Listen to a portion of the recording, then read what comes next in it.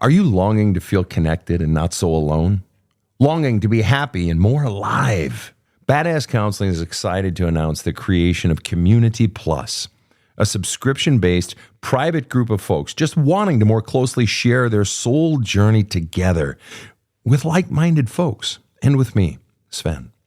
For a monthly fee, you'll get bi-monthly live Q&As with me, Sven, giving you a better chance of getting your own questions answered.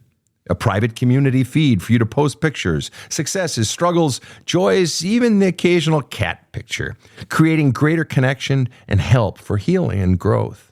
Random drawings for free small group sessions and drawings for private coaching sessions with me. Priority access to becoming a guest on the Badass Counseling Show podcast. Unlimited access to my DIY video courses, Healing the Soul and Unleashing Your Greatness. And so much more. Community Plus is for people serious about their soul journey who want real growth, real help, real laughter, real connection, and true community. Join us now at badasscounseling.com. From the New York City area, welcome to the Badass Counseling Show, where the master badass himself, Sven Erlandson, takes you deep and gives balm for the soul, baby.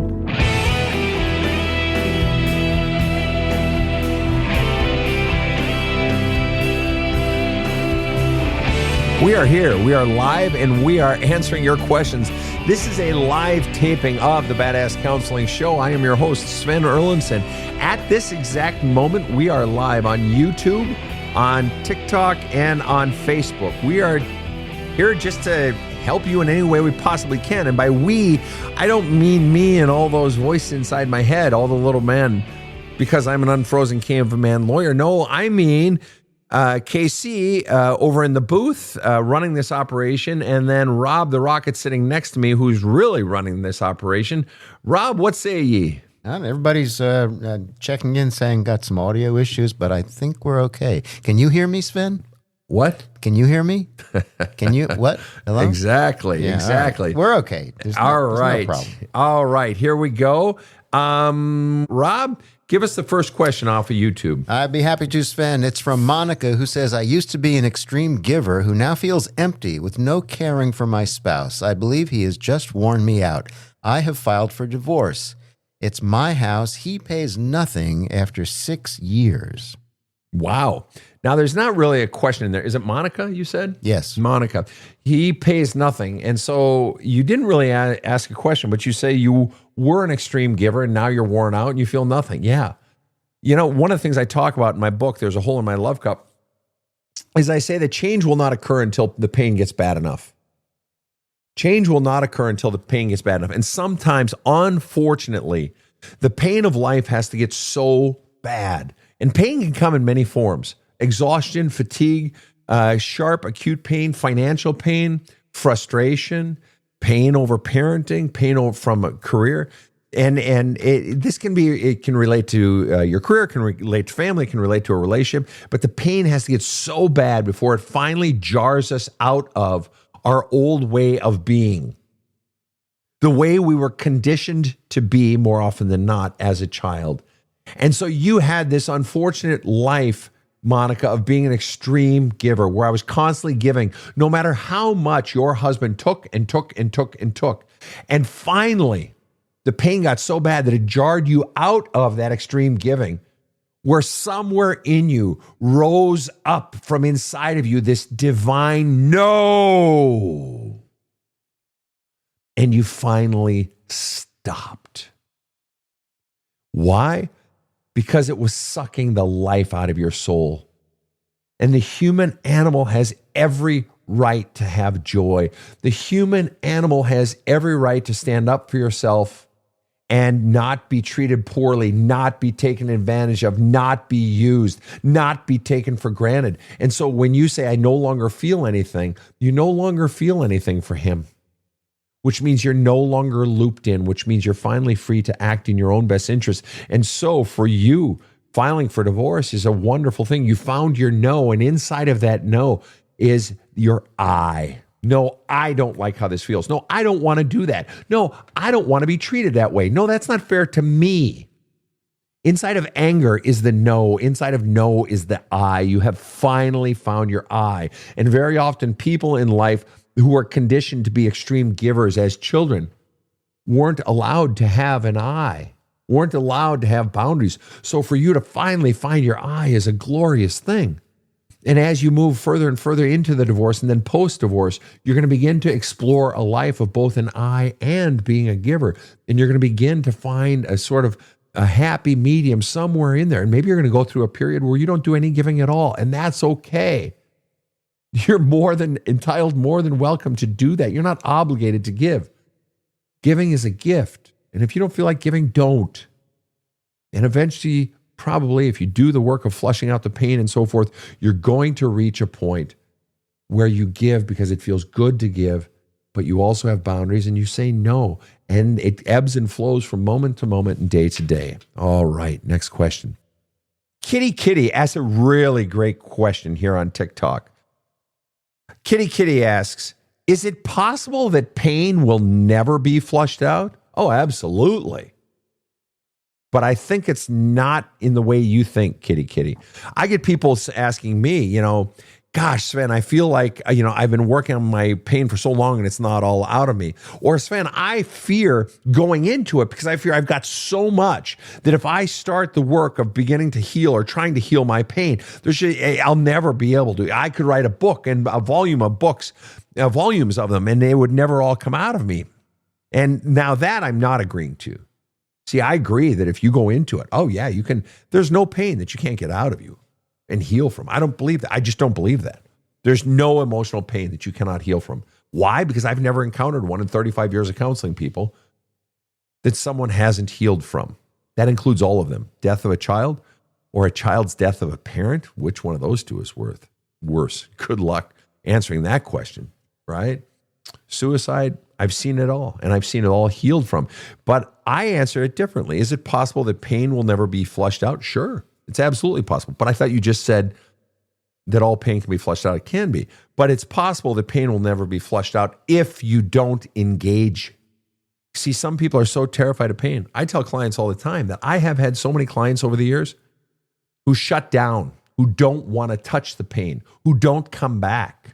When I take them down there to the ugly, scary, dirty, nasty, truly terrifying stuff inside of them from their past, and the implications are what scare them and the feelings are what scare them, and they don't want to come back or they just shut down. They can't go there in session. I've had people literally, they'll pay $3,000 for a 6-hour session. We'll be 3 hours in and we'll get down into that stuff and it'll scare them so much. They'll say, screw it, keep the money, and they'll end the session. No lie. They'll end the Zoom call. No lie. That's how scary this stuff is. So is it possible that some pain will never be flushed out? Sure, if you don't engage it. But do I believe there is any pain that can't be flushed out? No, I don't believe that at all. All right, next question. Helen Wright asks the question, and I'm not able to read it all in advance, so I'm kind of punting here. I reserve the right to walk away because I can't read the whole thing to the end and know if it's one I want to take. Helen Wright says, do I intervene? My brother and his wife are currently separated. They are hurting their 13-year-old. I can see what's going on. Do I try and intervene or let them sort it out themselves? My brother is most likely autistic and doesn't know. He has gone into shutdown. Their son has autism and ADHD, but they are so unaware of neurodiversity, it may cause them to separate. In my opinion, yeah. I mean, if it's a brother and his wife, do you intervene? Yeah, but I would honestly and truly talk to a therapist first and who specializes in autism, ADHD, and neurodiversity and get tips for specifically how to. But do I believe you intervene if a 13-year-old child is being hurt? Absolutely. Sorry, that's not one that I believe we leave up to chance or that out of courtesy to parents and shit like that. No, especially when it's family.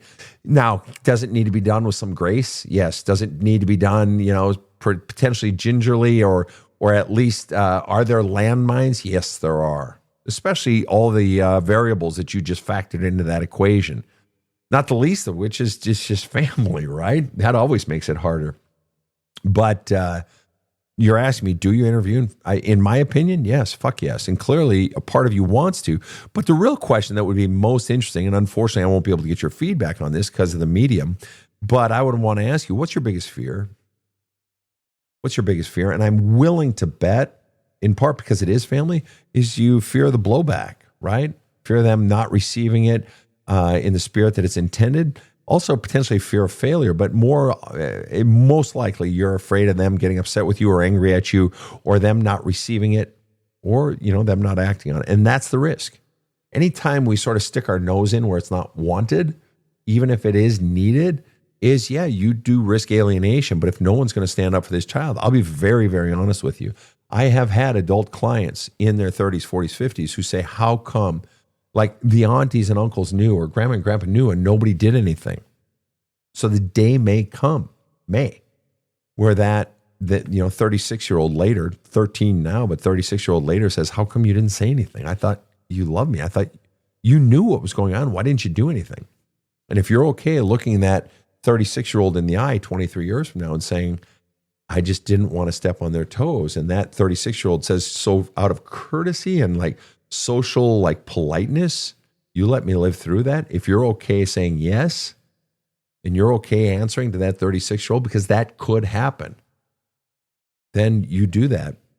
But in all honesty, I am a fan of protecting children pretty much at all costs, even if it means you potentially losing your relationship with your brother. But I think there are ways to do this gingerly. But you've got the variables of autism, ADHD, and neurodiversity operating there. So there's a lot of variables flying around there, which is why I would recommend talking to a professional who specializes in those things in person, not on this platform, because there's just too many variables to address here. But I love where your heart is. I really love where your heart is on that. Now, and it's got to be a hard spot to be in, but I love that you're wanting to protect the child.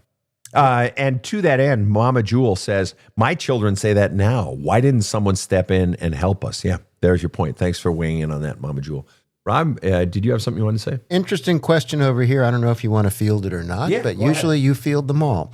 Amethyst on YouTube says, yo, weren't you a pastor? Mm-hmm. Then why aren't you helping these people get to heaven? It's really an interesting question. Great question. First of all, I'm no longer a pastor. I still do the occasional wedding and funeral. So there's that. Second of all, it's interesting. That's really a great question. How do you define heaven? How do you define heaven, Amethyst? Do you mean the place floating around in the sky where we go after we die? See, I always thought of heaven, or I always thought of faith this way. I think most people look at religion this way. If your God can't help me today, I'm not interested in what your God can do for me after I die. Show me how your God can help me today, other than just selling me some after-death heaven. And the truth is, if you really want to do a deep dive on the Greek behind the word eternity or eternal life, do you know it comes from the Greek word ionis?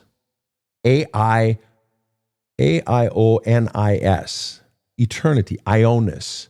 And do you know that the Greek actually lends itself more to the notion of fullness of time rather than duration of time? And so when the Bible refers to, and most people are going to say, oh, that's bullshit, blah, blah, blah. Yeah. Have you studied Greek? See, I've studied both ancient Greek and Koine Greek, which is biblical Greek. Okay. It's talking about the fullness of time. And to live in the state of eternal life is to live in the fullness of time now. I can't have some grand impact on whether or not someone chooses to believe in heaven after death, but I can sure as fuck change people's lives right now, today. I have that power that God or gods or whatever the fuck you believe in or anybody believes in, I have been given the power to change people's lives for the better right now today. So I choose to help people now today. Now, if God had given me the ability to do surgery on people's lives, on their bodies, I'd be doing it. But I don't have that gift. I don't have fine motor skills that I can surgery people.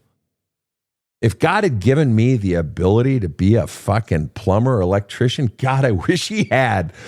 But nope, God gave me like one really specific ability, and that's to heal people's emotional pain, their soul pain. I play the hand that God dealt me, but evidently that's not enough for you. You know what's interesting though? Most clergy, when you go in for counseling, they're not talking about heaven. Do you know what they're talking about? They're talking about your marriage. They're talking about how you can help your son going through this hard time in 8th grade. They're talking about, your mom's, she's 87 and she has to go into hospice care. Do you know how little a pastor's time is spent talking about heaven? Most of it is spent talking about this exact shit we are talking about right now. And having been a pastor, off and on for 17 years, and being the son of a pastor and the nephew of 4 Lutheran pastors, and my mother ran the education programs of very large churches and taught at the largest Lutheran seminary in the world, I know for fact how little time a pastor actually spends talking about heaven. If your God can't change my life for the better right now, here today, then most people aren't much concerned about what your God can do for me after I die. You want to make the sale? You want to convince people of the power of your God, change their life today. And so that's what I'm trying to do. That was a great question, Amethyst. Thank you for sharing your question. And a great answer, by the way. Oh, thank you. I appreciate that. All right. Crazy Family says, what happened to your book about reclaiming Christianity? It's no longer in print. Several of my books are about Christianity. Rescuing God from Christianity is in print. Badass Jesus is in print. It's right up here. There. Badass Jesus, Rescuing God from Christianity. Spiritual but Not Religious is out of print. Rescuing God from Christianity is in print. We're actually recording the audiobook of that one. There are a couple others. The 7 Evangelical Myths is in print, I believe. But yeah, Spiritual but Not Religious is out of print. That one's, we're working on it. You got a million things going on. I'm not real bright. I can't keep up with everything. All righty. Next question. Wai Ching Hu says, how can I get over a dismissal avoidant? I was a giver, but was never enough. I have stood up to no contact for 3 to 4 months. I don't suppose there is such a thing as closure with an avoidant. I'm going to take that question, but when you guys write into me, the jargon, I would prefer if you put it in normal terms. Nothing against the jargon. Nothing against it. That's fine. But it forces you to use language other than the jargon. It forces you to be real specific in what you mean, because it's like using the term, I don't know, love. I love him. But what does that mean? So the more specific you can be, the more it helps to really drill down on what it is. Okay, so how can I get over a dismissal avoidant? I was a giver, but was never enough. I've stood up to no contact for 3 to 4 months. I don't suppose there's such a thing as closure with, so of course there's closure. Of course there is. I was a giver, but I was never enough. And I have stood up to no contact for 3 to 4 months. I was a giver, but I was never enough. And so what you're struggling with is feelings of not being enough. What you're struggling with is, and this dates back, it's not what's happening in this relationship. This is resonating with a far deeper message that you got far long ago. That you're not enough, you're not good enough, you're unlovable, you're unwantable the way you are. That's what's hurting about this. It's not just what's happening now towards or at the end of this relationship. This no contact. And so to solve the feelings from this relationship, yes, you can get all those feelings out. But to really solve the root issue of what's going on inside of you, you have to go inside and find out where this stuff is coming from, because this is going back to childhood. These feelings of inadequacy, these feelings of never being enough, these feelings of feeling like you always have to give more. You always have to give more, right? You are a giver. You are a giver for a reason, and maybe even an extreme giver, because you are conditioned to believe that you have to give in order to get love. You have to give in order to get worth. You have to give and give and give and give. Well, you are conditioned to believe that way. And in order to drill down and begin to extract those beliefs so that you can give and have boundaries, give and stand up for yourself, give and receive and expect to receive and be treated well. You have to drill down to that. That's why I wrote the book. There's a hole in my love cup. All right. Much more to come right after this short break. My best friend made me listen to some podcast, said it had blown her away. So we listened to a lightning round of the Badass Counseling Show together. All I can say is, wow. First podcast I had ever listened to. Now it's my addiction. If you haven't done it yet, you need to subscribe to the Badass Counseling Show. And Sven, let's talk a minute about Community Plus, please. Yeah, sure. Real quick. We have started an intimate community on badasscounseling.com, and it is capped at 1,000. It is a subscription-based limited enrollment community. We have the very large free community on Facebook called the Badass Counseling Group. That's already at like 45,000 members, and it's growing at the rate of about 1,000 every couple of weeks. But we wanted to create a small one, which has many more opportunities, and it's for people who are sort of ultra committed to creating a sense of community and who just want lots of things available. There are free do-it-yourself video courses. There's free drawings every month for one-on-one counseling with me, drawings every month for small group counseling, great opportunities to connect with other people who take their self-work, self-help, self-growth very, very seriously. Check it out at badasscounseling.com. It's Community Plus. This show provides soul counseling intended to entertain and inform and is not medical advice.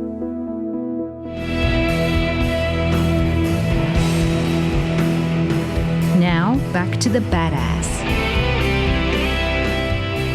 All right. We are back with more questions in this lightning round.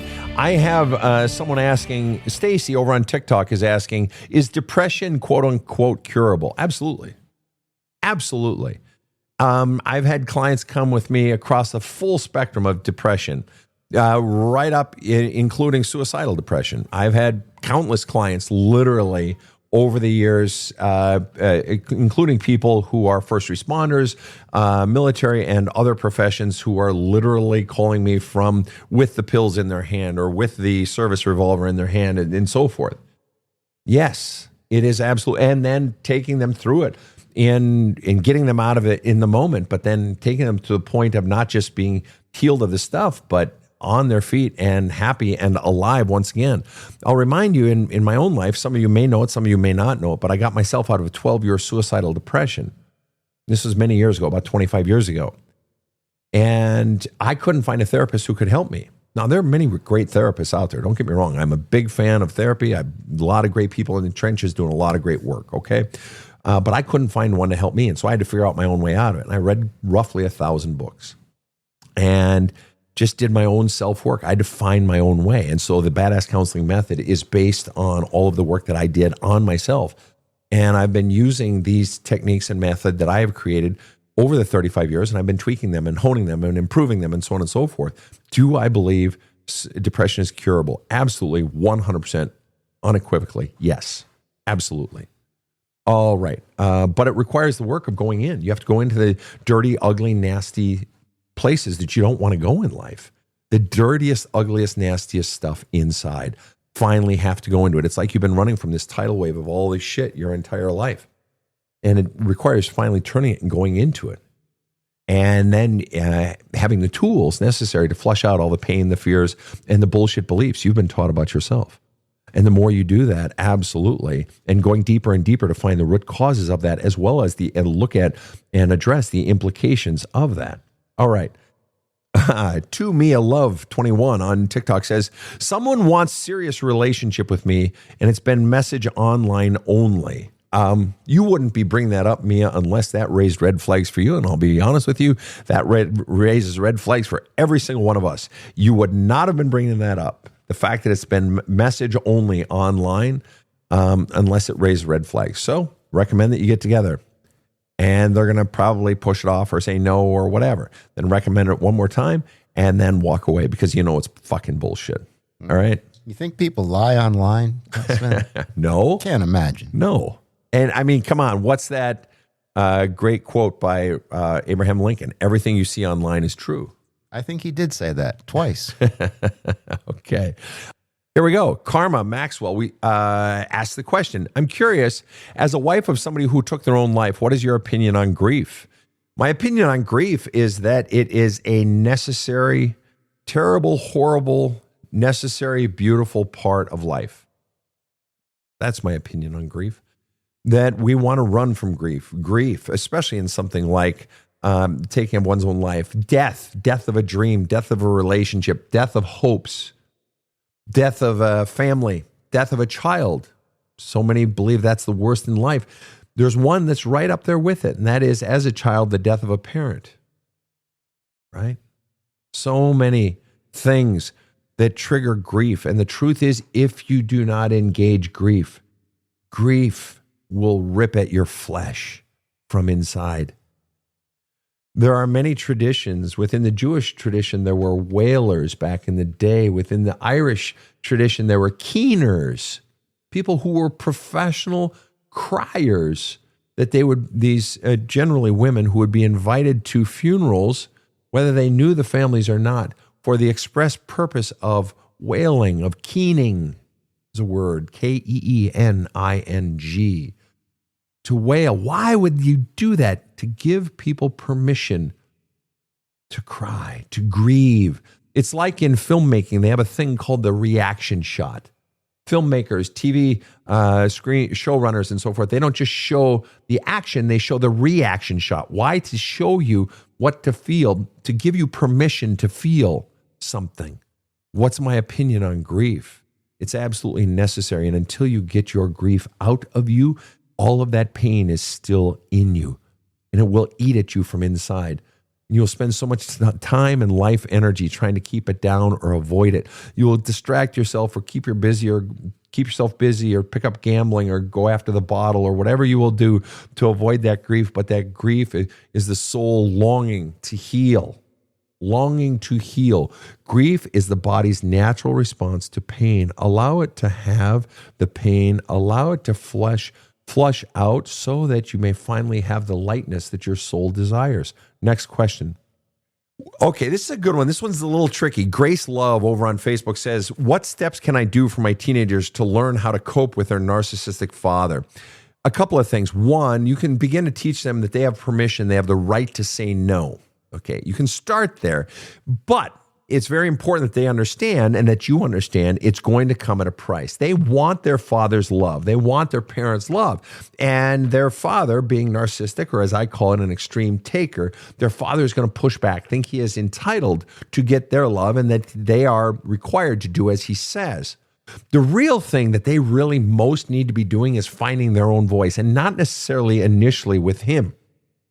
What you can be doing for your children is, one, and I know this is going to sound a little roundabout, but get them started on journaling, but also maybe even getting them in with a therapist, not just to talk to him, but to begin to validate their own feelings, talking about how they feel.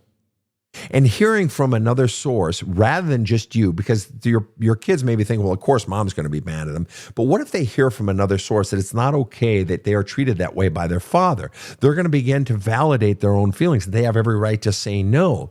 See, the more they can validate their own feelings and have someone else even validate their own feelings and say those feelings, those wants, those needs that you have are valid, and that your father does not have a right to treat you that way, they're going to begin to find their own voice and find their own no, which means that they're going to be far more likely to stand up for themselves in those times that they are with their father. But then also things like journaling enables them to get out their feelings on their own time and stay more connected and get out their frustrations and get out their anger, so that when they are with their father, they can stand up for themselves.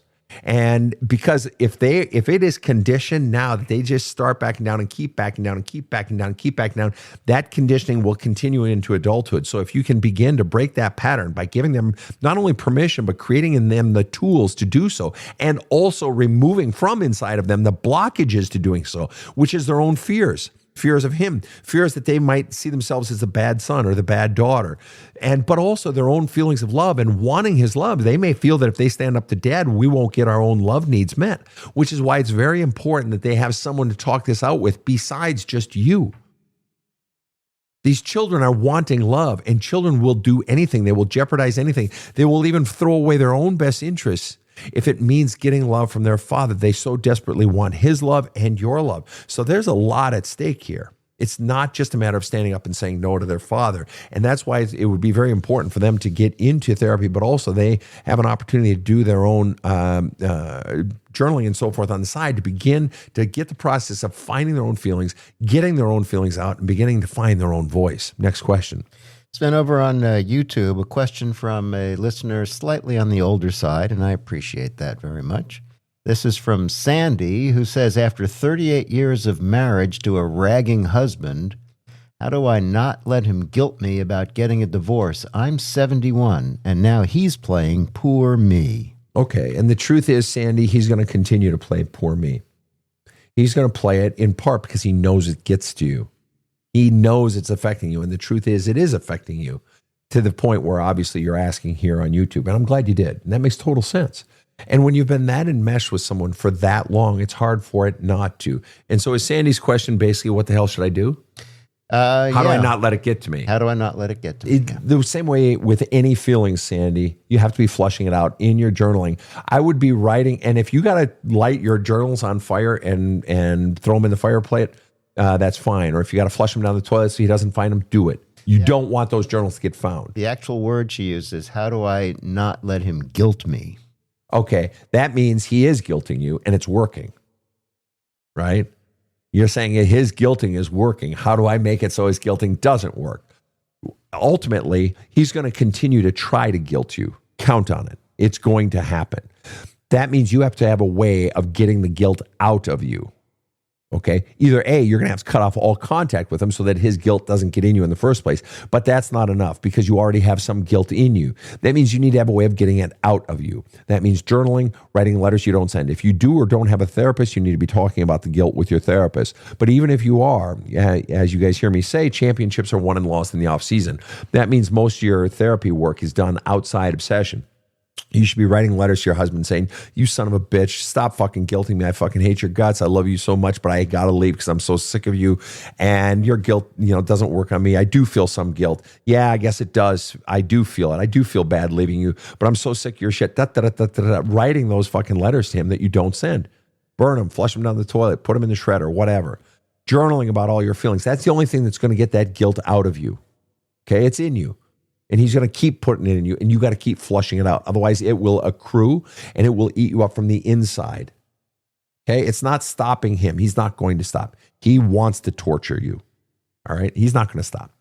So you have to have an exit point. You have to have a way of flushing it out. Otherwise, it's like when you get constipated. If that stays in your colon, you'll get sepsis if it stays in too long, right? You have to have a way of giving yourself basically this sort of emotional enema. And that's what journaling and letter writing will do for you. And I'm serious about that. You got to get it out. Otherwise, all that guilt is going to fucking eat you up. And you may start to question your decision making. And it's just, at the very least, it's going to make your divorce all that much harder when you know this is the thing you have to do. If you're getting a fucking divorce at 71, you know you got to do it. And I applaud you for doing what you know you got to do for your own soul. All right, next question.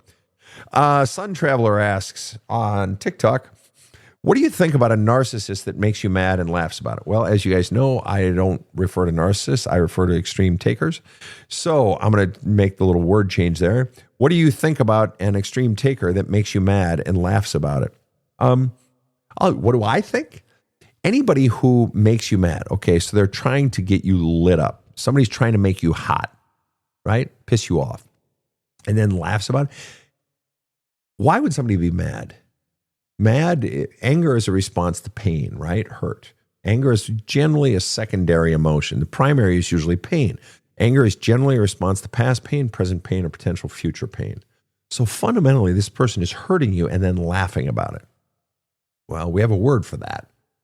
If someone is deliberately hurting another person, we call that malice. And then they're laughing about it. They're mocking you. This is a malicious fuck.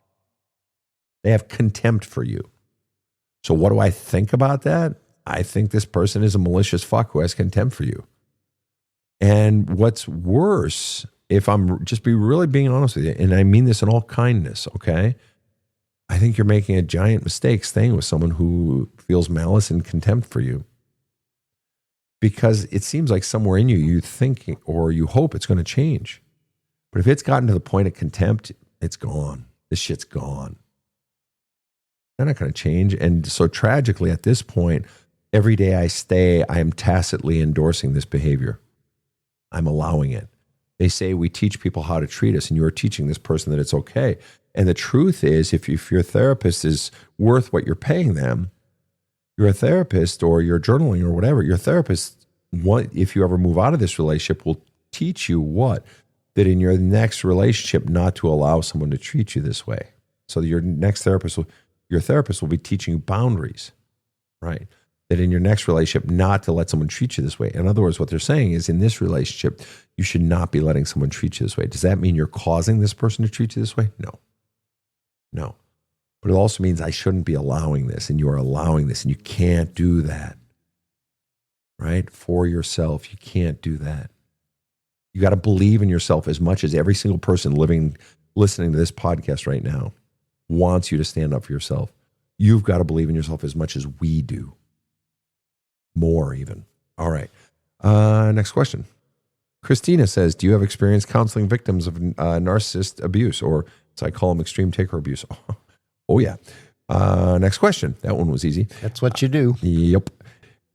Stephanie asked the question, how do you work through growing up with parent or parents who didn't want you? Well, first of all, I'll give you the short answer. The short answer is I basically wrote a book for that exact thing. And the title is There's a Hole in My Love Cup. For parents who either taught you either A, you're not wanted, you're not lovable, or you're not good enough, or that's B, or C, who you really are doesn't matter. Okay, and that's what this book is for. There's a Hole in My Love Cup. You can get it at badasscounseling.com. There's also a workbook that you can get to go with it. There's an audiobook, ebook. It's available in Spanish as well as French. Okay, but fundamentally what you've got to go down into is you have to drill all the way down to identify the messages that went along with this, how these messages were conveyed, and all of the feelings and pain that went along with them, in addition to your responses, that child's responses of feelings to those messages.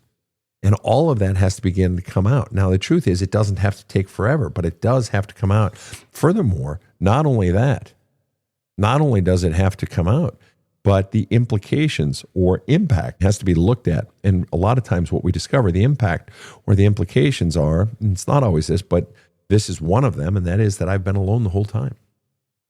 Or the implication is that I never had anyone protect me. And as a result, I never felt safe in my own home.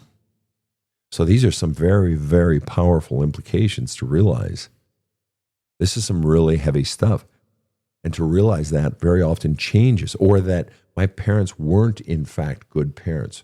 Or if I look at my parents' parenting and just look at their actions, based on their actions, if love is an action and not just a feeling, then if I look at my parents' actions, they did not in fact love me. That's a powerful fucking realization. And that changes things, because then what that can do for a person is that they can then realize, wait a minute, I wasn't the problem. The reason I wasn't getting love wasn't because I was bad or it was my fault. They, in fact, did not love me, or they just weren't good parents. It had nothing to do with me. Because it's pretty hard to defend the notion that a 7-year-old child is intrinsically unlovable, innately bad, unworthy of love. How do you even begin to defend that idea? It's ludicrous. Therefore, if that child is not getting love, it's not that there's something wrong with the child. That's just fucking asinine. It's that the people who are in the business, who are supposed to be about the business of giving love, are not doing their fucking job. All right. Go ahead, Rob.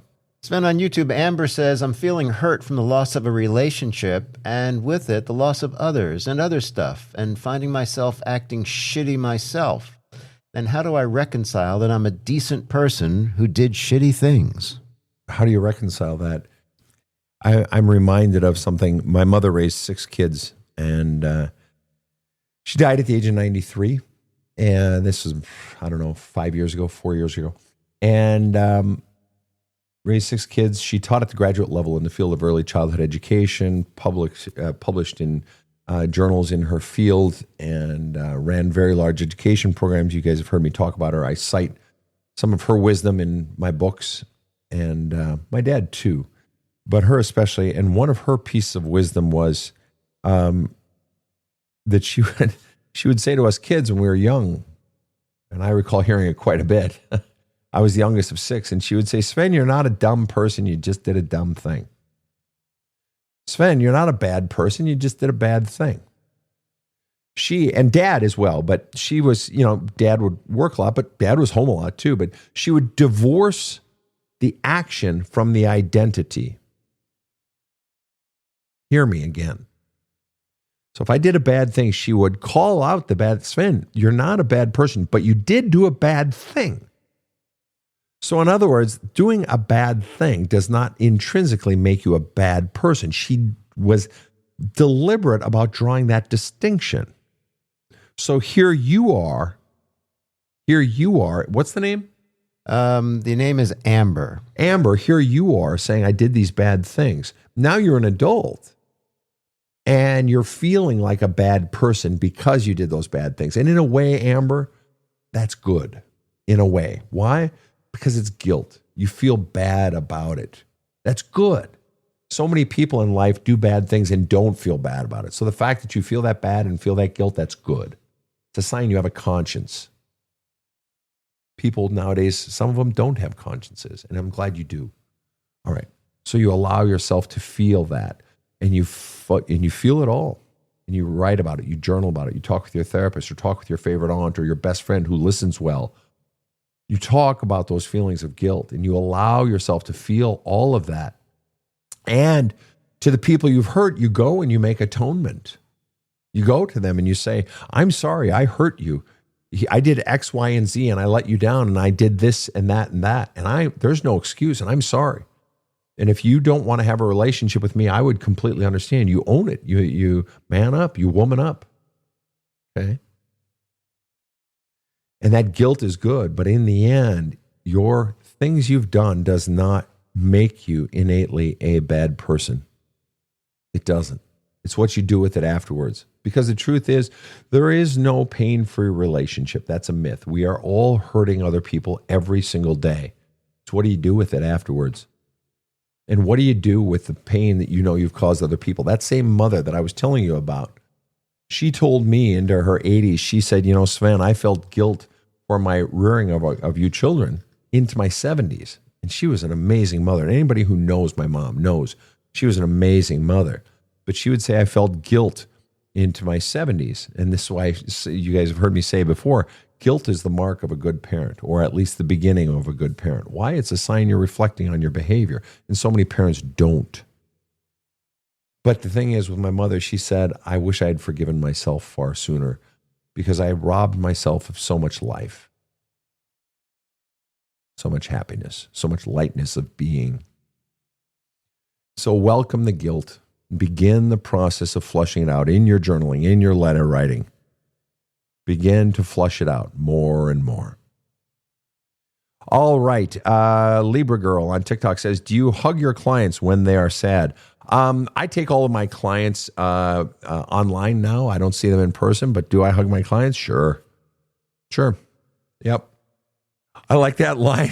What's that line, Rob, from Good Will Hunting when, Sean, played by Robin Williams, gives a hug to Matt Damon at the end, and Matt Damon said, "Would this be a breach of the attorney, not attorney-client, but therapist-client relationship?" Yeah. And he says, only if you grab my ass. Right.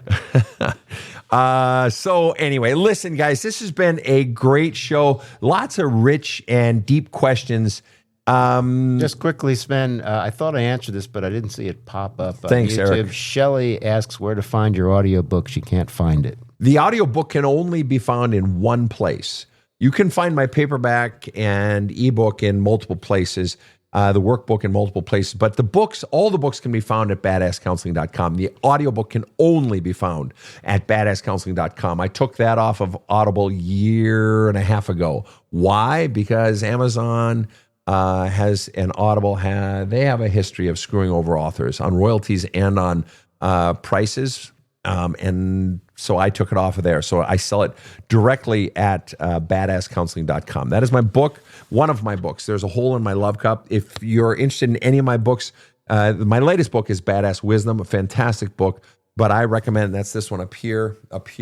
But I recommend starting with There's a Hole in My Love Cup. It's going to kick your ass. It will absolutely kick your ass, and it'll absolutely change your life if you have the courage to do the work in the book, particularly the journaling exercises. It's available in Spanish and French. There's the workbook that goes with it. There's an ebook. There's an audio book. But most importantly, follow the Badass Counseling Show podcast. It is free. It is available on Spotify and Audible and iHeartRadio and Apple. And it is only possible for us to have a podcast, let alone churning out 2 episodes a week. We, on Sundays, have these lightning rounds. And on Thursdays, we have a counseling episode. If you would like to be on and be counseled by me, write in a paragraph, 250 words or less, to production@badasscounseling.com. Production@badasscounseling.com. We put out 2 episodes a week. You have to understand, most podcasts do not put out even 2 episodes, let alone a lot of them don't even put out 1 episode a week. You want to know why? Do you know how much it costs to produce a podcast?